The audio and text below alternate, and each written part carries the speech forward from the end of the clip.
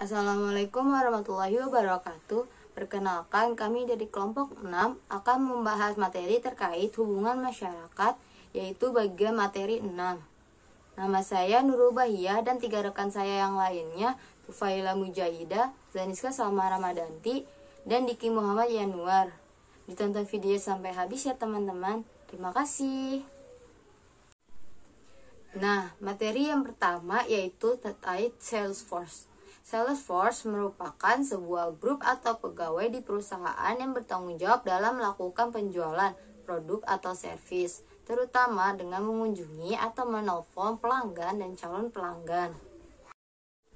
Kemudian ada tugas dari Salesforce. Yang pertama melakukan penjualan, yang kedua memenuhi target atau KPI harian, yang ketiga untuk melacak aktivitas tenaga sales, yang keempat mengkomunikasikan aktivitas penjualan kepada para manajer melalui sistem CRM, yang kelima menjalin komunikasi baik dengan pelanggan. Kemudian ada market education atau pemasaran pendidik. Ialah sebuah proses manajerial baik individu maupun kelompok yang menawarkan mutu layanan intelektual dengan 3 komponen dasar dalam pemasaran pendidik, yakni integrated marketing, create customer satisfaction, dan profit, yang dikelola dengan sistem analisis SWOT yang untuk memberikan referensi terhadap pilihan para pemakai jasa produk. Dalam market education terdapat beberapa peran. Yang pertama ada produk, yang kedua price, yang ketiga place, yang keempat promotion, yang kelima people, dan keenam physical evidence, dan yang terakhir proses. Kemudian ada corporate public relation, yakni sebuah kegiatan dari program-program yang menimbulkan citra baik perusahaan kepada publiknya melalui sebuah komunikasi informatif, edukatif, dan persuasif, sehingga dapat menimbulkan kepercayaan bagi publik. Nah, ada fungsi dari corporate public relation. Yang pertama, menumbuhkan citra positif perusahaan di hadapan publik. Yang kedua, membina hubungan positif antar karyawan dan pimpinan atau sebaliknya. Kemudian ada financial public relation, yakni penanam modal bagi perusahaan merupakan aset besar yang perlu dipertahankan. Dan dari sinilah peran financial public relation untuk menjaga dan menciptakan kepercayaan mereka kepada para penanam modal. Berikut fungsi financial public relation. Yang pertama, mempresentasikan kinerja kepada pihak yang berkepentingan. Yang kedua, memberi nasihat tentang kegiatan yang menghadap publik. Yang ketiga, dapat mengurangi ancaman kebocoran perusahaan. Industri relation adalah merupakan proses produksi barang dan jasa yang melibatkan para pihak, yaitu pekerja atau buruh, pengusaha dan pemerintah, yang melandasi oleh Pancasila dan UUD 1945. Itu adalah task marketing. Task marketing adalah apabila ingin memiliki usaha dan akan meluncurkan sebuah produk, maka hal pertama yang dilakukan adalah melakukan test market. Hal ini bertujuan untuk menguji sebuah produk sebelum dipasarkan pada konsumen. Selanjutnya adalah informasi tentang test market, yakni mengestimasi pasang dan volume pasar. Selanjutnya adalah pengaruh produk baru terhadap penjualan produk serupa jika ada. Selanjutnya adalah karakteristik konsumen yang membeli produk. Dan selanjutnya dan terakhir adalah perilaku pesaing selama proses pengujian. Adalah advertising. Advertising adalah merupakan setiap bentuk komunikasi non personal mengenai suatu organisasi, produk, servis, atau ide yang dibayar oleh satu sponsor yang diketahui. Iklan selalu bersifat umum dengan jangkauan luas agar dapat diterima oleh audiens. Selanjutnya adalah klasifikasi advertising. Klasifikasi advertising ada 2, yakni periklanan barang atau produk advertising, dan yang kedua adalah periklanan kelembagaan atau institutional advertising. Advertising research merupakan metode untuk menilai ataupun mengevaluasi kemanjuran suatu iklan, di mana ini berfokus pada kinerja sebuah iklan ataupun kampanye iklan tertentu.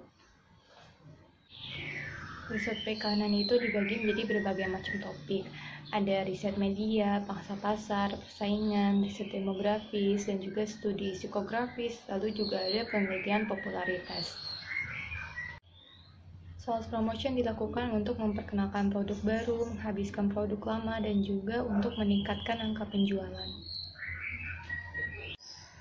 Tujuan dari adanya sales promotion adalah untuk meningkatkan brand awareness, menciptakan pasar untuk produk baru, supaya pelanggan tetap loyal dan juga supaya tetap kompetitif produknya.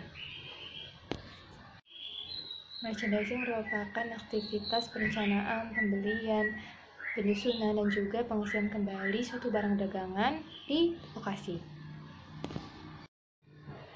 Tujuan dari adanya merchandising yaitu inventory control dan juga untuk mencapai tujuan bisnis.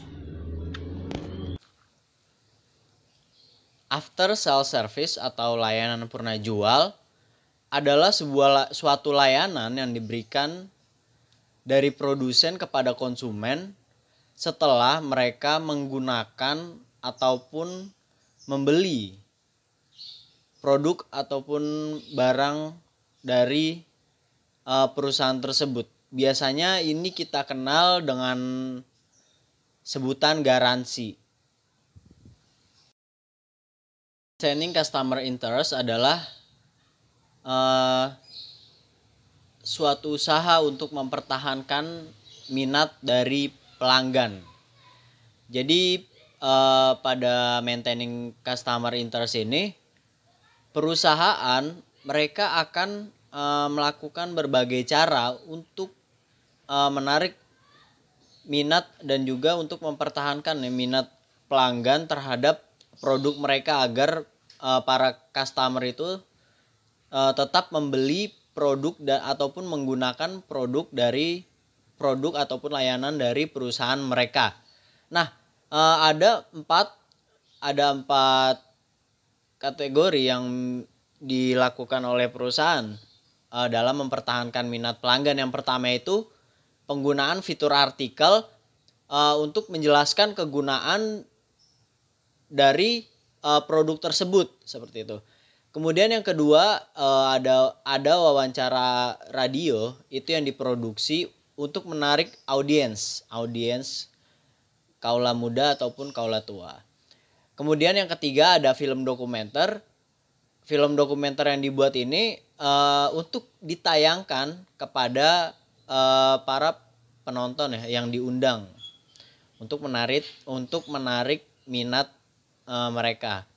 Kemudian yang keempat adalah jurnal eksternal yang ditujukan kepada pelanggan. Jadi keempat hal ini dilakukan oleh perusahaan untuk menarik ataupun mempertahankan minat dari customer agar tetap menggunakan produk dan jasa perusahaan tersebut.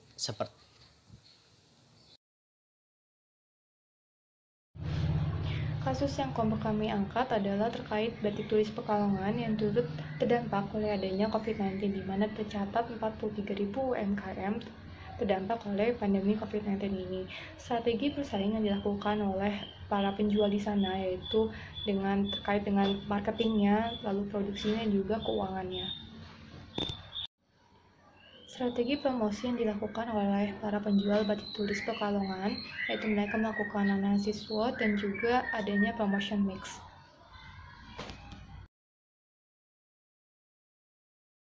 Setelah dijelaskan sebuah studi kasus yang kita ambil, berikut kaitan dengan pokok bahasan. Yang pertama ada Salesforce. Kaitan pokok bahasan khusus selanjutnya yang kedua ada market education.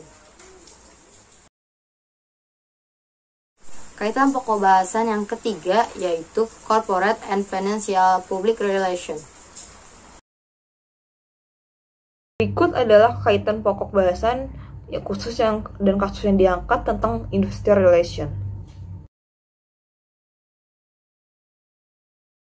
Selanjutnya adalah kaitan pokok bahasan khusus dan kasus yang diangkat tentang tes marketing.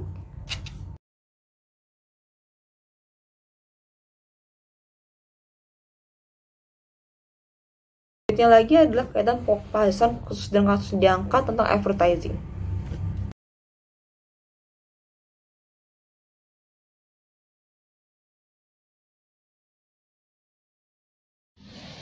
Berikut kaitan pokok bahasan untuk advertising research.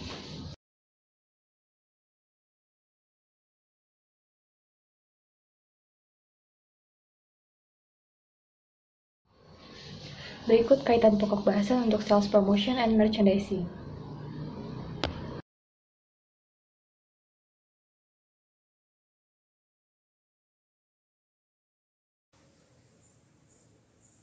Berikut adalah kaitan pokok bahasan khusus dan juga kasus yang diangkat dari after sales service dan juga maintaining customer interest.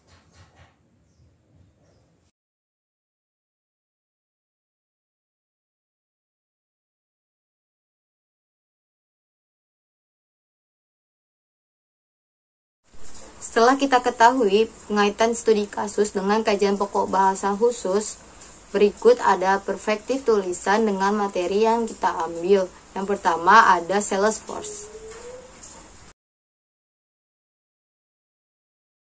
Perspektif tulisan yang kedua yaitu dari Market Education.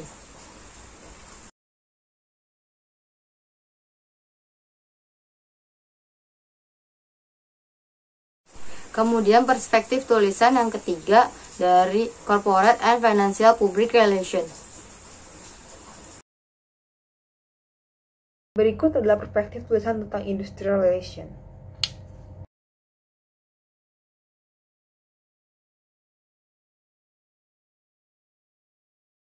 Ini adalah berikut perspektif tulisan tentang Test Marketing.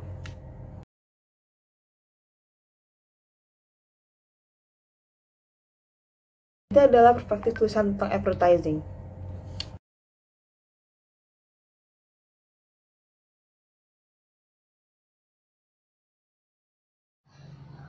Berikut perspektif tulisan untuk advertising research.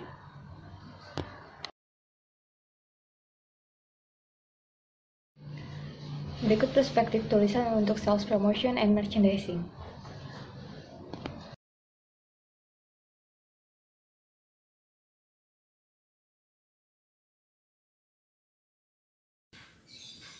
Ini adalah perspektif tulisan dari after sales service.